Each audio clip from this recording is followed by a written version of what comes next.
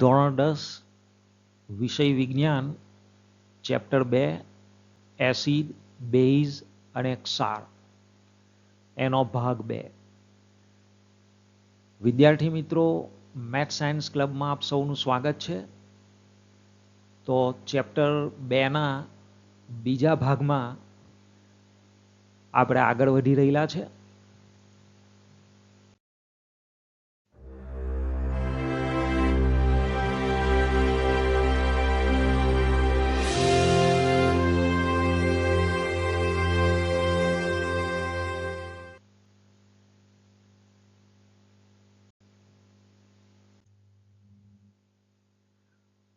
તો વિદ્યાર્થી મિત્રો, ભાગ 2માં આપણે એસિડ અને બેઝના રાસાયણિક ગુણધર્મોને શીખવાની શરૂઆત કરીશું. તો એસિડ અને બેઝના 4 રાસાયણિક ગુણધર્મો છે. વિદ્યાર્થી મિત્રો, ભાગ 1માં આપણે એસિડ અને બેઝના સામાન્ય ગુણધર્મોનો અભ્યાસ કર્યો હતો. તો ભાગ 2માં આપણે એસિડ અને બેઝના રાસાયણિક ગુણધર્મો વિશે શીખીશું. તો પહેલો રાસાયણિક ગુણધર્મ છે કે એસિડ વત્તા ધાતુ અથવા તો બેઝ વત્તા ધાતુ gives ક્ષાર વત્તા હાઇડ્રોજન વાયુ. એટલે કે એસિડ કે બેઝ ધાતુ સાથે રાસાયણિક પ્રક્રિયા કરીને નિપજ તરીકે ક્ષાર અને હાઇડ્રોજન વાયુ બનાવે છે. બીજો ગુણધર્મ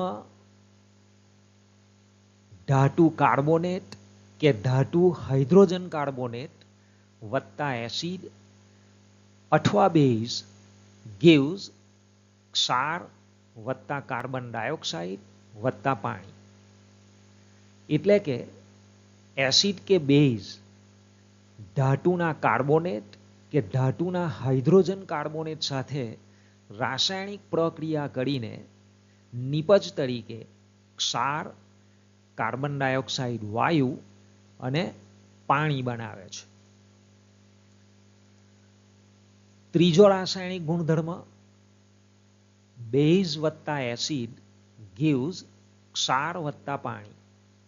એટલે કે એસિડ અને બેઝ ભેગા થઈને નિપજ તરીકે ક્ષાર અને પાણી બનાવે છે. અને ચોથો ગુણધર્મ ધાતુના ઓક્સાઇડ પ્લસ એસિડ gives ક્ષાર વત્તા પાણી. એટલે કે એસિડ કોઈ પણ ધાતુના ઓક્સાઇડ સાથે રાસાયણિક પ્રક્રિયા કરે છે અને નિપજ તરીકે ક્ષાર અને પાણી બનાવે છે. તો વિદ્યાર્થી મિત્રો, હવે પછી આપણે આ દરેક ગુણધર્મને ડિટેલમાં શીખીશું. એ માટેના કેટલાક પ્રયોગોને પણ આપણે એનિમેશન દ્વારા સમજીશું. તો વિદ્યાર્થી મિત્રો, પહેલો રાસાયણિક ગુણધર્મ છે એસિડ વત્તા ધાતુ gives ક્ષાર વત્તા હાઇડ્રોજન વાયુ. એટલે કે એસિડની ધાતુ સાથેની રાસાયણિક પ્રક્રિયાથી નિપજ તરીકે ધાતુનો ક્ષાર અને હાઇડ્રોજન વાયુ છૂટા પડે છે. તો વિદ્યાર્થી મિત્રો, આ માટે આપણે કેમિસ્ટ્રી લેબમાં એક પ્રયોગ કરીશું. હાઇડ્રોક્લોરિક એસિડની ઝિંક ધાતુ સાથે રાસાયણિક પ્રક્રિયા થાય છે અને ઝિંક ક્લોરાઇડ અને હાઇડ્રોજન વાયુ છૂટા પડે છે. તો વિદ્યાર્થી મિત્રો, આપણે પ્રયોગની શરૂઆત કરીશું. તો હાઇડ્રોક્લોરિક એસિડની ઝિંક ધાતુ સાથેની પ્રક્રિયા સાધનોમાં જોઈશું ટેસ્ટ ટ્યુબ, ઝિંક ધાતુના દાણા, ચમચી, હાઇડ્રોક્લોરિક એસિડ ડ્રોપર, ક્લેમ્પ સાથેનું સ્ટેન્ડ, 2 કાણાવાળો ગુજ, નળી, બર્નર અને મેચબોક્સ. તો કાચની એક કસનળી લો, તેમાં ચમચીની મદદથી ઝિંક ધાતુના થોડાક દાણા નાખો. ત્યારબાદ ડ્રોપરની મદદથી મંડ હાઇડ્રોક્લોરિક એસિડ લો અને તેના થોડાક ટીપા ઝીંક ધાતુવાળા દાણાની ટેસ્ટ ટ્યુબમાં નાખો. હાઇડ્રોજન વાયુના પડપોતા નજરે પડશે. આ ટેસ્ટ ટ્યુબને સ્ટેન્ડ સાથે લગાવો. તેમાં જેટ ટ્યુબ નાખો એક કાણાવાળા બૂચમાંથી પસાર કરીને અને બર્નરને ગરમ કરો. તો વિદ્યાર્થી મિત્રો, હાઇડ્રોજન વાયુ ઉત્પન્ન થતો આપણને દેખાશે. સળગતી દિવાસળીને નળીની નજીક લઈ જઈશું તો તે ધડાકા સાથે સળગશે, જે હાઇડ્રોજન વાયુની સાબિતી આપે છે.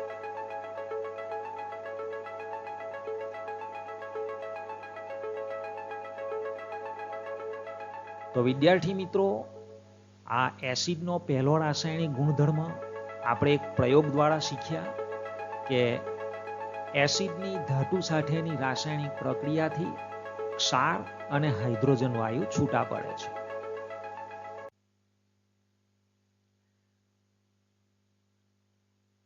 તો એસિડ પ્લસ ધાતુ gives ક્ષાર વત્તા હાઇડ્રોજન વાયુ.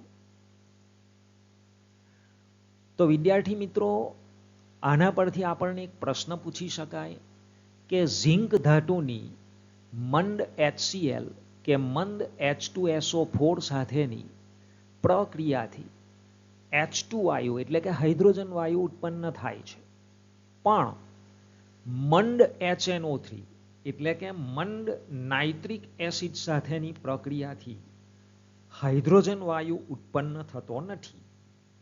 શા માટે?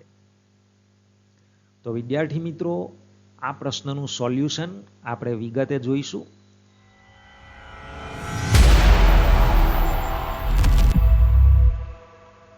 તો તમારી સ્ક્રીન પર તમે પ્રશ્નનું સોલ્યુશન જોઈ શકો છો કે ઝિંક ધાતુ મંદ HCl કે મંદ H2SO4 સાથે પ્રક્રિયા કરીને હાઇડ્રોજન વાયુ ઉત્પન્ન કરે છે. તો એનું શું કારણ છે? કારણ કે ઝિંક ધાતુ એ હાઇડ્રોજન વાયુ કરતાં વધુ ક્રિયાશીલ છે અને એ વધુ ક્રિયાશીલ હોવાથી મંદ HCl કે મંદ H2SO4 એટલે કે મંદ હાઇડ્રોક્લોરિક એસિડ કે મંદ સલ્ફ્યુરિક એસિડમાંથી સરળતાથી હાઇડ્રોજન વાયુનું વિસ્થાપન કરે છે, એટલે કે હાઇડ્રોજન વાયુને છૂટો પાડી શકે છે.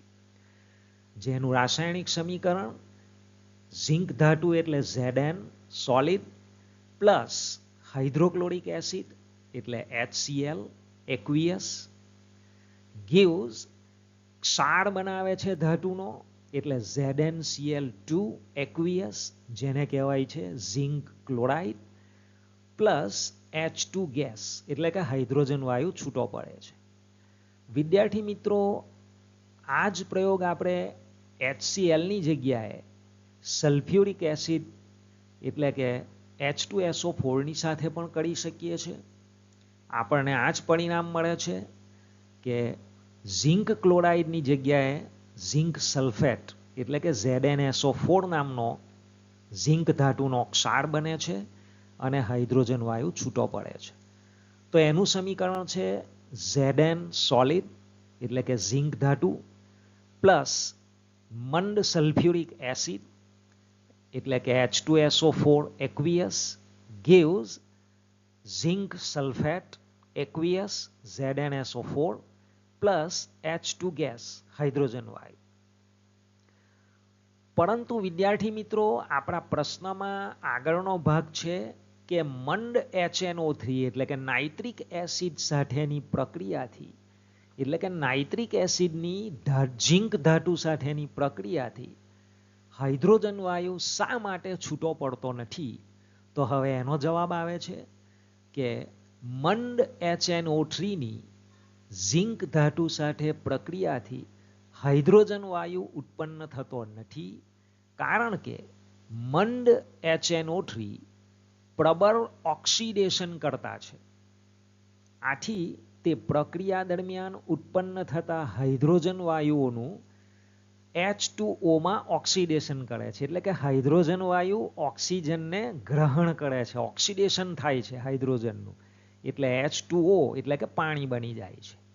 અને આ કારણના લઈને મંદ નાઇટ્રિક એસિડ એ ઝિંક ધાતુ સાથેની રાસાયણિક પ્રક્રિયા દરમિયાન હાઇડ્રોજન વાયુ છૂટો પાડતો નથી.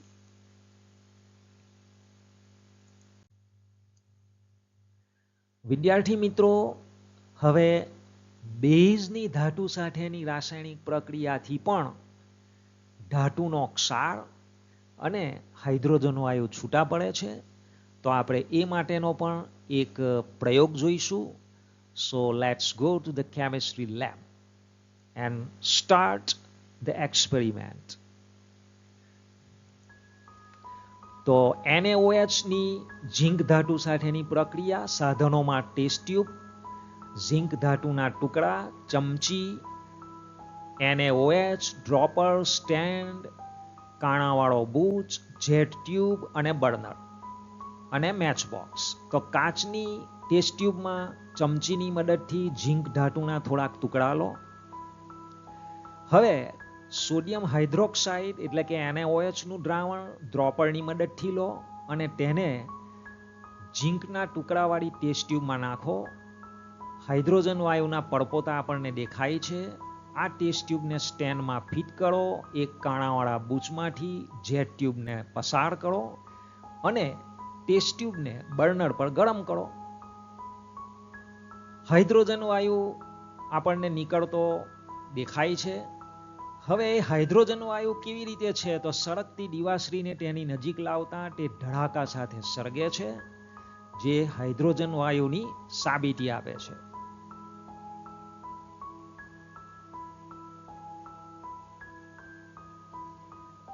તો વિદ્યાર્થી મિત્રો, અહીં આપણે જોયું કે સોડિયમ હાઇડ્રોક્સાઇડ NaOH કે જે બેઝ છે, તેની ઝિંક ધાતુ સાથેની રાસાયણિક પ્રક્રિયાથી ક્ષાર અને હાઇડ્રોજન વાયુ છૂટા પડે છે.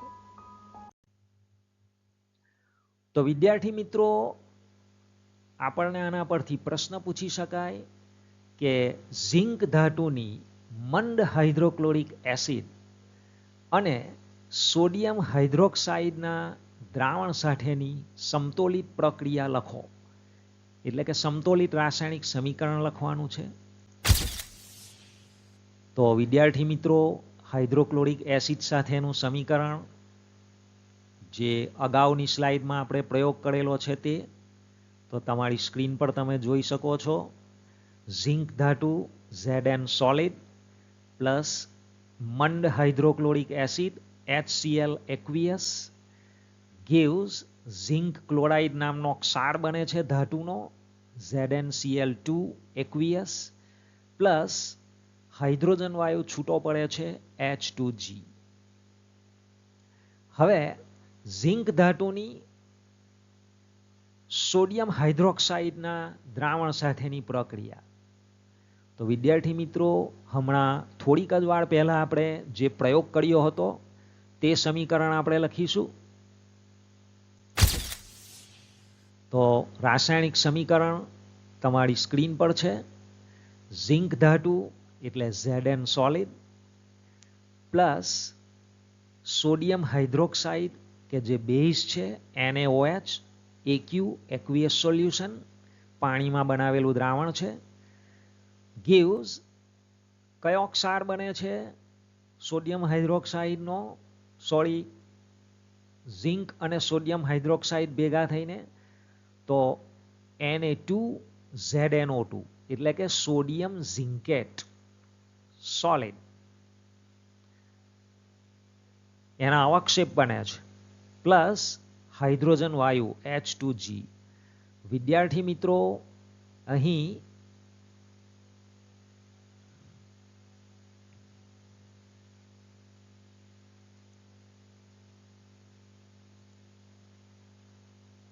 સોડિયમ ઝિંકેટનું આ જે સૂત્ર છે એ ઓબ્જેક્ટિવ પ્રશ્ન તરીકે ખૂબ અગત્યનું છે. તો એને યાદ રાખજો. સોડિયમ ઝિંકેટનું રાસાયણિક સૂત્ર જણાવો. તો સોડિયમ ઝિંકેટનું રાસાયણિક સૂત્ર છે Na2ZnO2.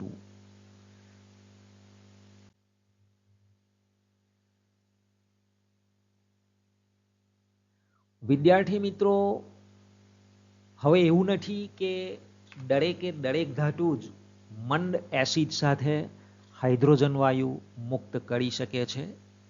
કેટલીક ધાતુઓ એવી પણ છે કે જે એસિડ સાથે હાઇડ્રોજન વાયુ મુક્ત કરી શકતી નથી. તો હવે પછીનો આપણો પ્રશ્ન છે કે કઈ ધાતુઓ મંદ એસિડ સાથે હાઇડ્રોજન વાયુ મુક્ત કરે છે અને કઈ ધાતુઓ મંદ એસિડ સાથે હાઇડ્રોજન વાયુ મુક્ત કરતી નથી. તો આપણે આ પ્રશ્નનું વિગતે સોલ્યુશન જોઈશું. તો જે ધાતુઓ હાઇડ્રોજન કરતાં વધુ સક્રિય હોય તે એસિડ સાથેની પ્રક્રિયાથી હાઇડ્રોજન વાયુ મુક્ત કરે છે. તો અહીંયા એના 3 ઉદાહરણ સમીકરણ સાથે આપ્યા છે કે Zn એટલે કે ઝિંક ધાતુ એ એસિડ સાથે હાઇડ્રોજન વાયુ મુક્ત કરી શકે છે. તે જ પ્રમાણે Mg એટલે કે મેગ્નેશિયમ ધાતુ એસિડ સાથે હાઇડ્રોજન વાયુ મુક્ત કરી શકે છે. અને Fe એટલે કે લોખંડ એ પણ એસિડ સાથે હાઇડ્રોજન વાયુ મુક્ત કરી શકે છે. તો શા માટે આ 3 ધાતુઓ એસિડની સાથે રાસાયણિક પ્રક્રિયા કરીને હાઇડ્રોજન વાયુ મુક્ત કરી શકે છે? કારણ કે આ 3 ધાતુઓ એટલે કે ઝિંક, મેગ્નેશિયમ અને લોખંડ એ હાઇડ્રોજન કરતાં વધારે સક્રિય છે એટલા માટે. તો વિદ્યાર્થી મિત્રો, એ ત્રણેયના રાસાયણિક સમીકરણો આપણે જોઈએ એક પછી એક. તો ઝિંક એટલે કે ZnS પ્લસ હાઇડ્રોક્લોરિક એસિડ, મંડ છે એટલે એક્વિયસ પાણીમાં બનાવેલું HCl gives ઝિંક ક્લોરાઇડ નામનો ક્ષાર બને છે ZnCl2 પ્લસ હાઇડ્રોજન વાયુ છૂટો પડે છે H2G. અને સમીકરણને બેલેન્સ કરવા માટે અહીંયા HCl ની આગળ 2 લગાડેલા છે. તે જ પ્રમાણે મેગ્નેશિયમ ધાતુની એસિડ સાથેની પ્રક્રિયાનું રાસાયણિક સમીકરણ આપણે જોઈશું. તો મેગ્નેશિયમ Mg સોલિડ પ્લસ મંડ hydrochloric acid HCl aqueous gives મેગ્નેશિયમનો ક્ષાર બને છે MgCl2 aqueous magnesium chloride plus hydrogen વાયુ એટલે કે H2G. હવે લોખંડની સલ્ફ્યુરિક એસિડ સાથેની રાસાયણિક પ્રક્રિયાનું સમીકરણ આપણે સમજીશું. તો લોખંડ એટલે Fe સોલિડ પ્લસ મંડ sulphuric acid H2SO4 aqueous gives લોખંડનો ક્ષાર અહીંયા બને છે ફેરસ સલ્ફેટ. તો FeSO4 એક્વિયસ પ્લસ હાઇડ્રોજન વાયુ એટલે H2G. વિદ્યાર્થી મિત્રો, હવે પ્રશ્નનો બીજો ભાગ છે કે કઈ ધાતુઓ મંદ એસિડ સાથે હાઇડ્રોજન વાયુ મુક્ત કરી શકતી નથી. તો એનો જવાબ છે જે ધાતુ હાઇડ્રોજન કરતાં ઓછી સક્રિય હોય તે એસિડ સાથેની પ્રક્રિયાથી હાઇડ્રોજન વાયુ મુક્ત કરી શકતી નથી. તો એનું આપણે ઉદાહરણ જોઈશું રાસાયણિક સમીકરણની સાથે. તો કોપરનું અહીંયા આપણને ઉદાહરણ આપ્યું છે કે કોપર ધાતુ નાઇટ્રિક એસિડ સાથે રાસાયણિક પ્રક્રિયા કરે છે અને કોપર નાઇટ્રેટ નામનો ક્ષાર બનાવે છે, નાઇટ્રોજન ઓક્સાઇડ ગેસ છૂટો પાડે છે અને પાણી બનાવે છે, પરંતુ તે હાઇડ્રોજન વાયુ છૂટો પાડી શકતી નથી. તો આપણે એનું રાસાયણિક સમીકરણ જોઈશું. કોપર ધાતુ એટલે Cu સોલિડ, નાઇટ્રિક એસિડ જે મંડ છે એટલે HNO3AQ પાણીમાં બનાવેલું દ્રાવણ છે aqueous gives copper nitrate CuNO3 aqueous plus nitrogen oxide N2O gas plus પાણી H2O. હવે સમીકરણને આપણે સંતુલિત કરવાનું છે એટલે Cu ની પહેલા 4 લગાડવા પડશે, HNO3 ની પહેલા 10 લગાડવા પડશે. તે જ પ્રમાણે જમણી બાજુએ CuNO3 ની પહેલા 4 લગાડવા પડશે અને છેલ્લે H2O ની આગળ 5 લગાડવા પડશે. હવે આપણું સમીકરણ બેલેન્સ છે. જો વિદ્યાર્થી મિત્રો તમને સમીકરણ કઈ રીતે સંતુલિત કરવું એ ખ્યાલ ન હોય તો મેથ સાયન્સ ક્લબના ઉપર ધોરણ 10 વિષય વિજ્ઞાનમાં ચેપ્ટર નંબર 1 રાસાયણિક પ્રક્રિયાઓ અને સમીકરણો, તો એ ચેપ્ટરમાં તમે જે તે ભાગને જોઈ શકો છો અને શીખી શકો છો. વિદ્યાર્થી મિત્રો, હવે પછીનો એસિડનો બીજો રાસાયણિક ગુણધર્મ છે કે એસિડ ધાતુના કાર્બોનેટ કે ધાતુના હાઇડ્રોજન કાર્બોનેટ સાથે રાસાયણિક પ્રક્રિયા કરીને નિપજ તરીકે ક્ષાર, કાર્બન ડાયોક્સાઇડ વાયુ અને પાણી છૂટા પાડે છે. તો હવે એ માટેની આપણે એક પ્રેક્ટિકલી નોલેજ મેળવીશું. સો કેમિસ્ટ્રી લેબમાં આપણે આ પ્રયોગ કરવા જઈ રહેલા છે. So let start. તો હાઇડ્રોક્લોરિક એસિડની સોડિયમ કાર્બોનેટની સાથેની રાસાયણિક પ્રક્રિયા. સાધનો છે ફ્લેટ ચંબુ, થીસલ ગળણી, વિમોચન નળી, સોડિયમ કાર્બોનેટ, ક્લેમ સાથેનું સ્ટેન્ડ, 2 કાણાવાળો બુચ, ચમચી, હાઇડ્રોક્લોરિક એસિડ, ડ્રોપર અને ચૂનાના પાણીનું દ્રાવણ. તો એક ફ્લેટ ચંબુને સ્ટેન્ડ સાથે લગાવો, તેમાં ચમચીની મદદથી થોડોક સોડિયમ કાર્બોનેટ લો. આ ધાતુનો કાર્બોનેટ છે, સોડિયમ કાર્બોનેટ. તેમાં થોડુંક ડિસ્ટિલ વોટર એટલે કે શુદ્ધ પાણી નાખો. 2 કાણાવાળા બુચથી ચંબુને બંધ કરો. 1 કાણામાં થીસલ ફનેલને પસાર કરો. ત્યાર પછી ચૂનાનું પાણી એની બાજુમાં નજીકમાં બીજા સ્ટેન્ડ પર મૂકો અને બીજા કાણામાંથી વિમોચન નળી અને વિમોચન નળીનો બીજો છેડો ચૂનાના પાણીમાં પસાર કરો. જેટ ટ્યુબને મૂકો થીસલ ગળણીમાં અને હવે હાઇડ્રોક્લોરિક એસિડ ને થીસલ ફનેલ દ્વારા ચંબુમાં ધીરે ધીરે નાખો.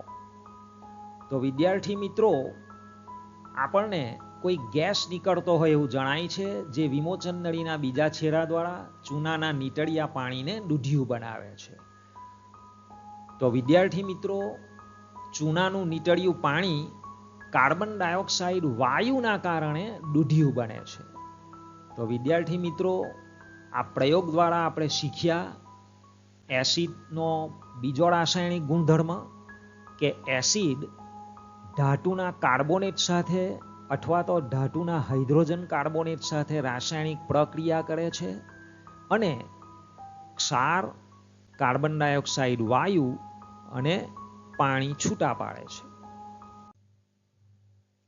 તો વિદ્યાર્થી મિત્રો, આના પરથી આપણને પ્રશ્ન પૂછી શકાય કે સોડિયમ કાર્બોનેટ અને સોડિયમ હાઇડ્રોજન કાર્બોનેટનું મંદ હાઇડ્રોક્લોરિક એસિડ સાથેનું સમતોલિત રાસાયણિક સમીકરણ લખો.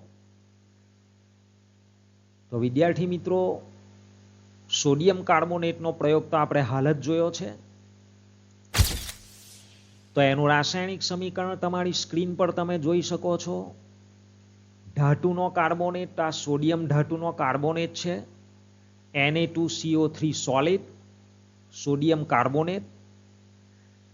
એની એસિડ સાથેની રાસાયણિક પ્રક્રિયા, તો એસિડ તરીકે હાઇડ્રોક્લોરિક એસિડ છે મંદ, એટલે HCl એક્વિયસ gives કયો ક્ષાર બને છે મિત્રો? NaCl aqueous. અને NaCl એટલે સોડિયમ ક્લોરાઇડ, જેને આપણે મીઠાના સામાન્ય નામ તરીકે ઓળખીએ છીએ, મીઠું. પ્લસ પાણી છૂટું પડે છે H2O લિક્વિડ, પ્લસ આપણે જોયું કે ચૂનાનું નીતળિયું પાણી તેમાં ગેસ દાખલ થવાથી દૂધિયું બને છે. તો વિદ્યાર્થી મિત્રો, કાર્બન ડાયોક્સાઇડ ગેસના કારણે ચૂનાનું નીતળિયું પાણી દૂધિયું બને છે. એટલે ત્રીજી નિપજ છે CO2 ગેસ, કાર્બન ડાયોક્સાઇડ વાયુ. હવે વિદ્યાર્થી મિત્રો, આપણે સોડિયમ હાઇડ્રોજન કાર્બોનેટ અથવા તો સોડિયમ બાયકાર્બોનેટની મંદ હાઇડ્રોક્લોરિક એસિડ સાથેની પ્રક્રિયાનું સમતોલિત રાસાયણિક સમીકરણ જોઈશું. તો હા મિત્રો, આ સમીકરણને સમતોલિત કરવા માટે HCl ની આગળ આપણે 2 લગાવવા પડશે. તે જ પ્રમાણે જમણી બાજુએ NaCl ની પહેલા 2 લગાડવા પડશે. તો હવે સોડિયમ હાઇડ્રોજન કાર્બોનેટની HCl સાથેની રાસાયણિક પ્રક્રિયાનું સમીકરણ. તો સોડિયમ હાઇડ્રોજન કાર્બોનેટ, આ પણ સોડિયમ ધાતુનો બાયકાર્બોનેટ છે, અથવા એને સોડિયમ બાયકાર્બોનેટના નામથી પણ ઓળખવામાં આવે છે, કે જે ખાવાનો સોડા છે, સામાન્ય નામ. આ Na2CO3 સોડિયમ કાર્બોનેટ એટલે ધોવાનો સોડા, વોશિંગ સોડા જેને કહેવાય છે. તો NaHCO3 solid plus hydrochloric acid જે મંદ છે એટલે HCl એક્વિયસ gives કયો ક્ષાર બને છે મિત્રો? ફરીથી સોડિયમ ક્લોરાઇડ, હા મીઠું, NaCl એક્વિયસ પ્લસ પાણી બને છે which is H2O liquid plus carbon dioxide વાયુ બને છે CO2 ગેસ.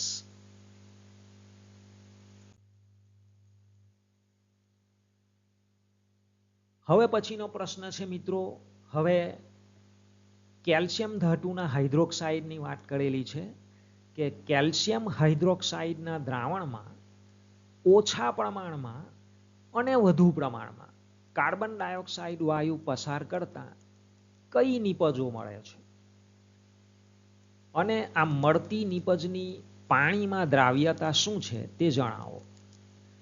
તો વિદ્યાર્થી મિત્રો, સૌપ્રથમ આપણે કેલ્શિયમ હાઇડ્રોક્સાઇડના દ્રાવણમાં ઓછા પ્રમાણમાં કાર્બન ડાયોક્સાઇડ વાયુ પસાર કરવામાં આવે તો શું નિપજ મળે છે તે જોઈશું. જો કેલ્શિયમ હાઇડ્રોક્સાઇડના દ્રાવણમાં ઓછા પ્રમાણમાં કાર્બન ડાયોક્સાઇડ વાયુ પસાર કરવામાં આવે તો પાણીમાં અદ્રાવ્ય એટલે કે ઓગળી શકે નહીં તેવો કેલ્શિયમ કાર્બોનેટ, જેનું સામાન્ય નામ છે ચૂનાનો પથ્થર, જેનું અણુસૂત્ર છે CaCO3 બને છે, અને તેના લીધે દ્રાવણ દૂધિયું બને છે. હવે આપણે જોઈશું કે હવે વધારે પ્રમાણમાં કાર્બન ડાયોક્સાઇડ પસાર કરવામાં આવે તો શું નિપજ મળશે. તો વિદ્યાર્થી મિત્રો, સૌથી પહેલા આપણે ઓછા પ્રમાણમાં કાર્બન ડાયોક્સાઇડ પસાર કરતા આ CaCO3 બને છે, તો એનું રાસાયણિક સમીકરણ લખીશું. તો કેલ્શિયમ હાઇડ્રોક્સાઇડ, જેનું સૂત્ર છે CaOH2 એક્વિયસ, જેનું સામાન્ય નામ છે ચૂનાનું પાણી, લાઇમ વોટર પણ કહેવાય એને, પ્લસ કાર્બન ડાયોક્સાઇડ વાયુ મર્યાદિત એટલે ઓછા પ્રમાણમાં પસાર કર્યો છે CO2 gas, gives calcium carbonate બને છે CaCO3, જેના સફેદ અવક્ષેપ આપણને દેખાય, પ્લસ H2O લિક્વિડ એટલે કે પાણી. હવે વિદ્યાર્થી મિત્રો, આપણે જોઈશું કે વધુ પ્રમાણમાં કાર્બન ડાયોક્સાઇડ વાયુ પસાર કરવામાં આવે તો કઈ નિપજ મળે છે.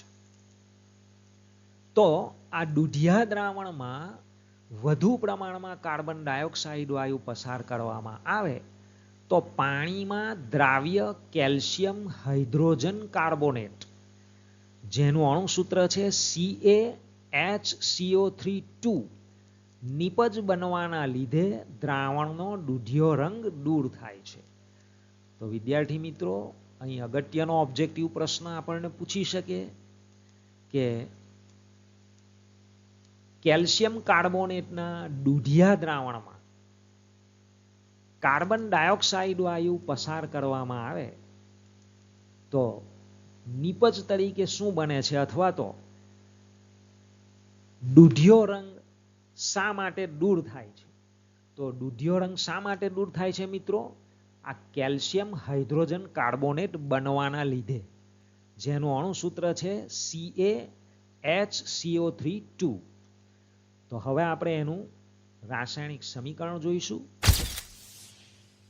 તો calcium carbonate CaCO3 solid plus H2O એટલે કે પાણી લિક્વિડ પ્લસ કાર્બન ડાયોક્સાઇડ વાયુ એટલે CO2G gives calcium hydrogen carbonate એટલે કે CaHCO3 કે જે પાણીમાં દ્રાવ્ય થઈ જાય છે અને આ કેલ્શિયમ કાર્બોનેટનો દૂધિયો રંગ દૂર થઈ જાય છે.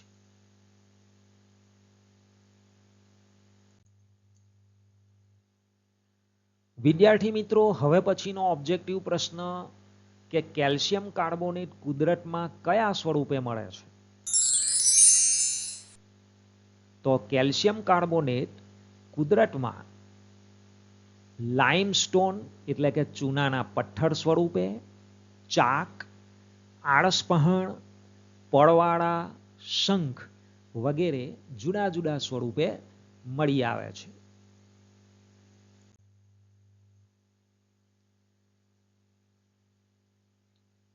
વિદ્યાર્થી મિત્રો, નેક્સ્ટ ક્વેશ્ચન છે સોડિયમ કાર્બોનેટના જલીય દ્રાવણમાંથી વધુ પ્રમાણમાં કાર્બન ડાયોક્સાઇડ વાયુ પસાર કરવામાં આવે તો કઈ નિપજ મળે છે?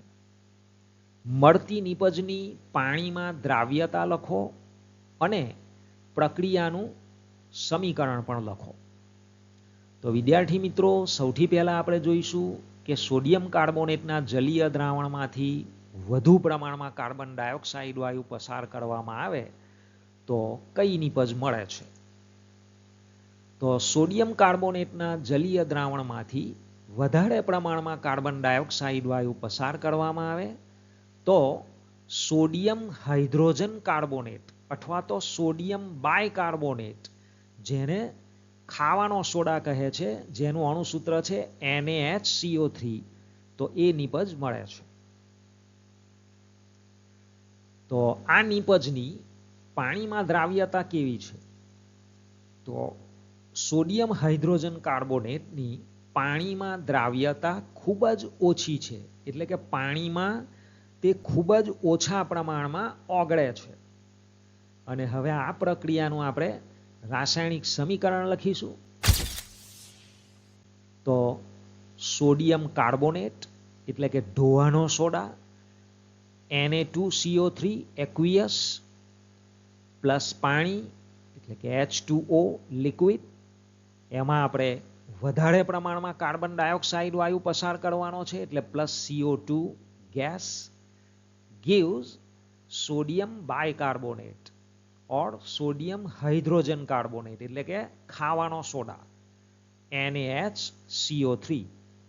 તો વિદ્યાર્થી મિત્રો, આ સમીકરણને સમતોલિત કરવા માટે આપણે જમણી બાજુએ NaHCO3 ની આગળ 2 લખવા પડશે. તો હવે આપણું આ સમીકરણ સમતોલિત છે.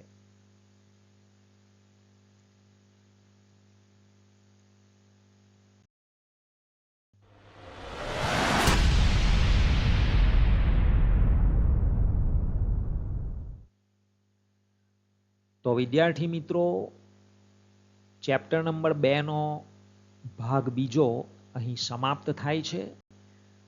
આ ભાગ 2 માં આપણે એસિડ અને બેઝના રાસાયણિક ગુણધર્મો શીખવાની શરૂઆત કરી છે. વિદ્યાર્થી મિત્રો, બાકીના જે 2 ગુણધર્મો છે એ હવે પછીના વિડીયોમાં આપણે વિગતે શીખીશું.